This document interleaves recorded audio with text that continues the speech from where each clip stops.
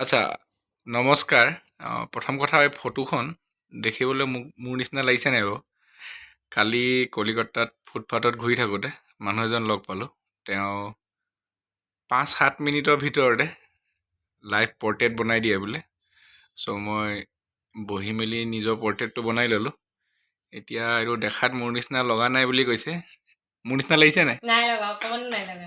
ত' ভিডিঅ'টো চাওক, কেনেকৈ বনাইছিলে আৰু লাষ্টত এখন ফটোখন কমপ্লিট ফটোখন এইখন।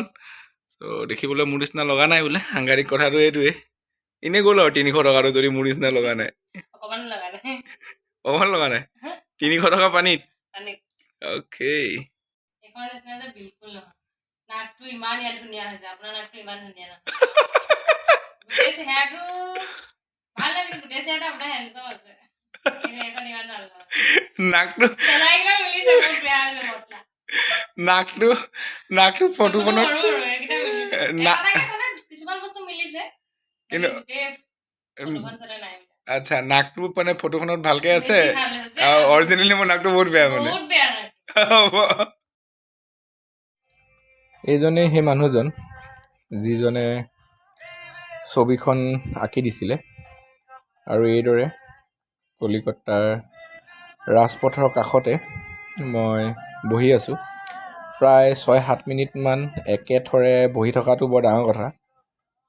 মানুহ বহুত গোট খাই গৈছিলে চাবৰ কাৰণে কি হৈ আছে বুলি, কিন্তু চিত্ৰকাৰজনে কাকো কাষত ৰ'ব নিদিয়ে, তেওঁ অসুবিধা হয় বোলে। কিন্তু ৰেশ্মাই কাষতে ৰৈ অশেষ কষ্ট কৰি ভিডিঅ'টো বনালে, তাৰ বাবে ধন্যবাদ। আৰু মই নিজকে নিজে ধন্যবাদ দিছোঁ। এইদৰে ৰাস্তাৰ কাষত অকৱাৰ্ডৰ নিচিনাকৈ ইমান দেৰি বহি নিজৰ ছবিখন অঁকোৱাৰ বাবে। আৰু অৱশেষত কি ৰিজাল্ট ওলালে আপোনালোকে দেখিলেই। যদি ছবিখন দেখিবলৈ মোৰ নিচিনা লাগিছে তেতিয়া কমেণ্টত জনাব, আৰু যদি লগা নাই তেতিয়াও জনাব। ভিডিঅ'টো চোৱাৰ বাবে ধন্যবাদ।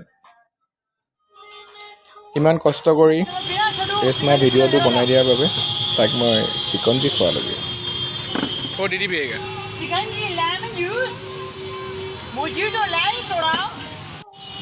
আৰু এয়া বাইদেৱে বহি বহি চিকনজি খাই আছে। ধন্যবাদ।